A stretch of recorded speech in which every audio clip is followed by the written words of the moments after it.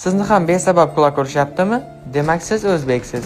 Eng alamlisi esa quloq urayotgan odam ham o'zbekligidir. O'yinga birorta content maker yoki streamer tushib qolsa, shotini tikib bo'lsa ham uni o'ldirib quloq qilish kerak.